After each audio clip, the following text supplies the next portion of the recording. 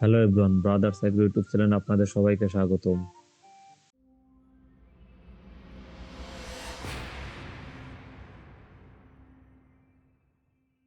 দীর্ঘ 14 দিন পর আজকে আমরা আমাদের কোয়েল পাখির ডিমগুলোকে সেটার থেকে বের করে হাসারে দিয়ে দেবো।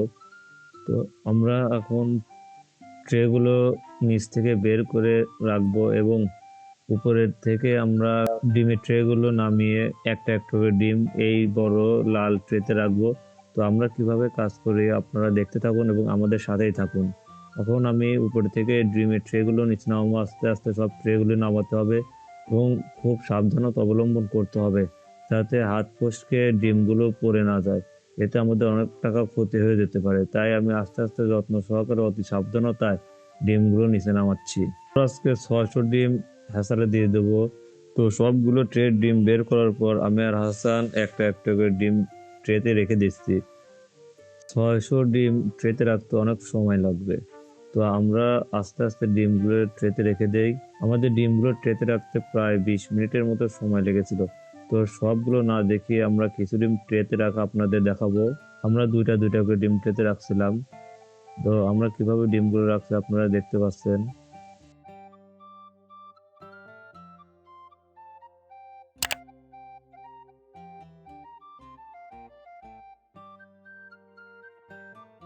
300 ডিম আমাদের বড় লাল ঝুড়িতে রাখা শেষে আমি তা ইনকিউবেটরে ঢুকিয়ে দিচ্ছিলাম এবং পরবর্তীতে 300 ডিম আমরা অন্য ট্রেতে রাখবো, তা বের করবো।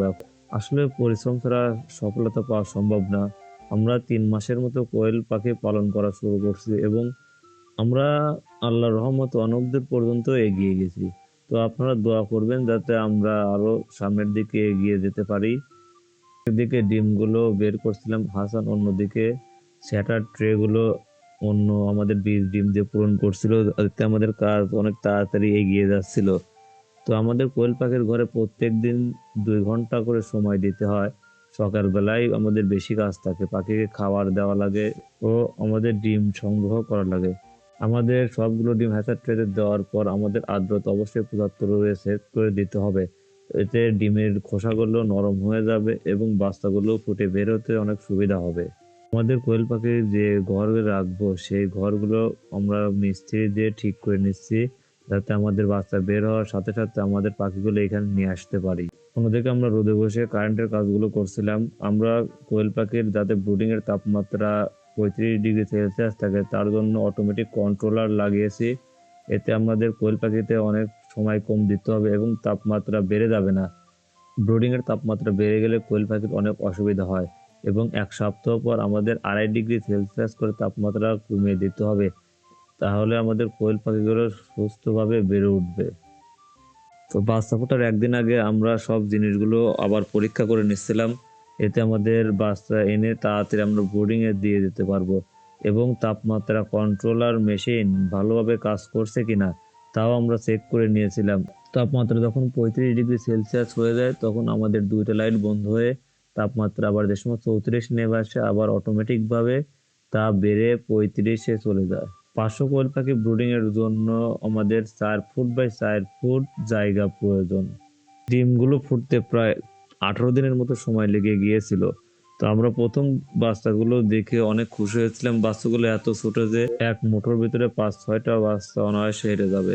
আমরা প্রায় 13-14 ঘন্টা পর বাচ্চাগুলো নিয়ে ব্রুডিং ঘরে যাচ্ছি, যাতে সবগুলো বাচ্চা আমরা একসাথে নিয়ে যেতে পারি। কিছু কিছু বাচ্চা ট্রের সাইডের যে ফাঁকা জায়গা থাকে সেই জায়গা দিয়ে বেরিয়ে মেশিনের সাইড সাইড দিয়ে দৌড়াদৌড়ি করছিল।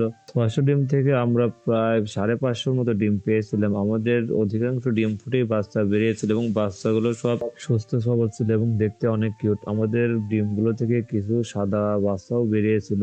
আমরা একজন বাচ্চাগুলো নিয়ে ট্রেতে রাখছিলাম, আর একজন যে ডিম ফুটে বাচ্চার খোসা ছিল সেই খোসাগুলো সরিয়ে নিচ্ছিলাম, এতে বাচ্চা যাতে ভালোভাবে ট্রেতে থাকতে পারে। তো আপনারা দেখতে থাকুন এবং আমাদের সাথেই থাকুন আমরা কিভাবে কাজ করি। প্রথমবারের মতো কোয়েল পাখির বাচ্চা সব এতগুলো একবারে দেখে আমরা অনেক খুশি হচ্ছিলাম এবং আনন্দ সহকারে কাজ করছিলাম। তো আস্তে আস্তে আমাদের বাস এক ট্রে বের করছিলাম এবং অন্য ট্রে উপরে রেখে দিয়েছিলাম। আমাদের জায়গা স্বল্পতার কারণে এই বাচ্চাগুলো অনেক কিন্তু সুন্দর। বাচ্চা বেশিক্ষণ বাইরে রাখলে বাচ্চা ঠান্ডা লেগে যেতে পারে, তাই আমরা খুব তাড়াতাড়ি বাচ্চাগুলো ব্রুডিং ঘরে নিয়ে যাচ্ছিলাম এবং ব্রুডারের মধ্যে ছেড়ে দিচ্ছিলাম। বাচ্চাগুলো নিচে নামানোর সাথে সাথে অনেক দৌড়াদৌড়ি করছিল। আমাদের দেখে অনেক ভালোই লাগলো যে আমাদের বাচ্চাগুলো এখনো সুস্থ আছে। আমাদের বাচ্চাগুলোকে আমরা প্রথম 3 ঘন্টা শুধু গ্লুকোজ খেতে দিয়েছিলাম এবং তারপরে অন্য যে ওষুধগুলো প্রয়োজন আমরা তা দিয়েছিলাম। 3টা বোতলের মধ্যে আমরা গ্লুকোজ গুলিয়ে দিয়েছিলাম। প্রথমে আমরা দিয়েছিলাম আমাদের পাটের বস্তা, তারপরে তুষ দিয়েছিলাম, তার উপরে পেপার দিয়েছিলাম যাতে ব্রুডারের ঘরটা গরম থাকতে পারে এবং বাচ্চাগুলো যাতে ঠান্ডা না লাগে। বাচ্চাগুলোকে আমরা 3 ঘন্টা পর কোয়েল পাখির সোনালি স্টার্টার যে খাদ্যটা আছে ওটাই সিলিন্ডারে গুঁড়ো করে খেতে দিয়েছিলাম।